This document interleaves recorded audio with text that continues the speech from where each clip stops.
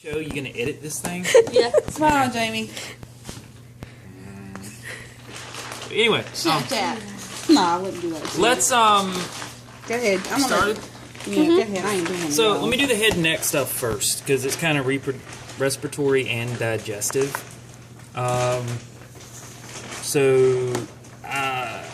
These are the external nares. Up in here, Internal. I need a probe. Internal. That's the internal nares. And both of those are openings into the nasal cavity. This is the oral cavity inside the mouth. And this part of the roof here that's got hard and has bone behind it is the hard palate. This part is the soft tissue. That's the soft palate. Down here, this space behind the soft palate is the pharynx. And behind that, this hard box of cartilage is the larynx, which could be cleared off a little better. At the top of the larynx, this little triangle flappy thing, that's the epiglottis that closes the larynx so you don't choke to death. Coming down from the larynx, this tube here carries air down to the lungs. That's the trachea. And it takes air to the lungs down here. And if you look right behind the heart, the trachea stops and divides into the primary bronchi. And one goes to the right lung, and one here is going to the left lung.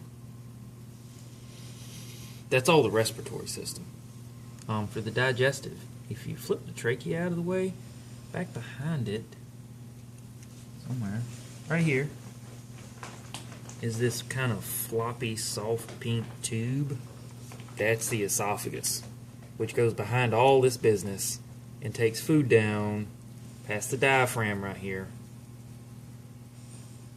into the stomach. So that's the only digestive thing in the thoracic cavity.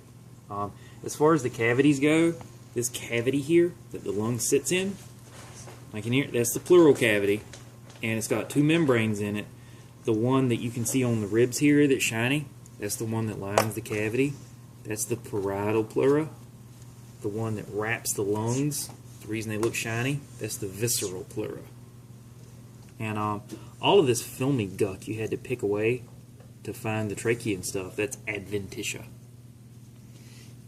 So yeah, the esophagus comes down, it goes through the diaphragm right here, and it goes to the stomach. Here's your stomach. Way up at the top, I'm pulling the liver up. Way up here, you can kind of see where the esophagus comes in. Right there, that place where they join is the gastroesophageal valve. And the part of the stomach right below that is the cardiac region. The hump over on the left side of the stomach that stretches out when there's food in it is the fundus. And this just like middle part of the stomach is the body. And there's a little twist here. And this part of the stomach that goes up here is the pyloric region. And right here, at the end of the stomach, is the pyloric valve. You can't feel it very well in this cab, but you can usually feel a little meaty lump right there. And then this organ that comes off the stomach, the next one to get the food, is the small intestine. It's here, and there's just lots more of it here. It's all small intestine. But this first part of the small intestine, that first curve coming down, is the duodenum. So it goes down here. If you follow the small intestine, blah, blah, blah, it eventually gets to, where are we at? The large intestine. So this last part of the small intestine, that's the ileum. And where it joins the large intestine right there, you can feel it. That's the ileocecal valve, little ring of muscle that squirts the food through. Then you're in large intestine. And it's got parts too. This first part, little dead end finger right here, that's the cecum. And the food goes up here. That's the ascending colon. And goes across here. That's the transverse colon. And then it goes down here. That's the descending colon. I can feel some poo in that. And then right here, it sort of changes color and it straightens out and looks different. That's the rectum. That's the last part of the gut. The other random stuff in here, you got the accessory organs. That's the liver. It's the liver. It's huge. Stuck to the bottom side, there's a little gallbladder, a little baggie. And then the other accessory organ is the pancreas. If you look under the stomach, it's kind of torn up because of the blood vessels we found, but it goes across here and down beside the duodenum. Kind of looks like roast beef. That's the pancreas. And this isn't digestive, but over on the left side, this big tongue-looking organ, that's the spleen. It's part of the lymphatic system, and it's way bigger than cats because they use it for things we don't use it for. We have little gimpy spleens about like that big. Tiny. Also, the membranes that wrap all these organs, this shiny stuff on here, that's visceral peritoneum, and the stuff that lines the cavity here, that's parietal peritoneum. And the membranes that hold these organs in place, that's mesentery. That's another part of the peritoneum. So the blood vessels that went to the digestive organs, we'll do the arteries first. We're if you see where they come off the aorta, it could be cleared a little better there.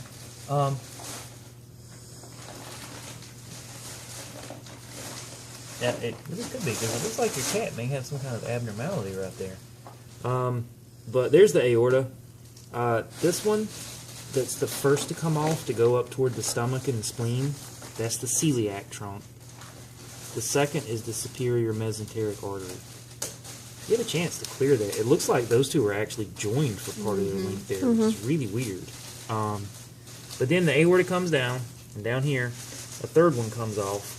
That's the inferior mesenteric artery. So I can mark them right where they come off. So I would not mark either on a cat where these two are joined together, which is very strange. The other places, if you look, you can see the inferior mesenteric artery. It keeps going up the intestine. There it is again a little bit. So it's large intestine. In the small intestine, right here.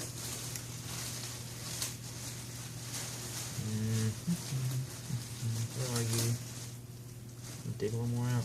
That pink blood vessel right there, you can't see the pink very well, but that's the superior mesenteric artery again, in the small intestine. For the veins, they're not injected in this cat, so they're just kind of brown and full of clotted blood. The big brown one here, going up the large intestine, that's the inferior mesenteric vein. The brown one right here, see there's that superior mesenteric artery again, that's the superior mesenteric vein. And it actually just keeps going up this way. And we should be able to see it again right here. There it is again. It's big and huge. Comes up this way. And is joined by this big vein, the gastrosplenic vein from the stomach and the spleen. And after they join, keeps going up here, it's the hepatic portal vein going to the liver. That takes blood into the liver to be cleaned and whatnot. And then once that blood's cleaned out, it comes out here. And these two veins, these are the hepatic veins, right there. And they both join the inferior vena cava that's right next to them. So that's the digestive system.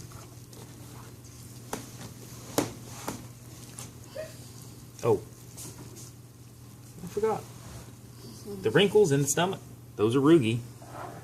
And in the small intestine somewhere, I don't know where your cut is, but if you cut that open and look in there, it kind of looks like a towel. It looks fuzzy.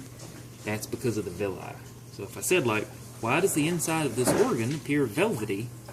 That's because of villi. And for the other,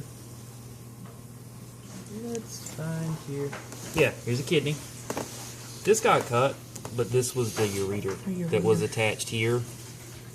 And it goes down to this organ, the bladder. See, I'm pulling at both ends.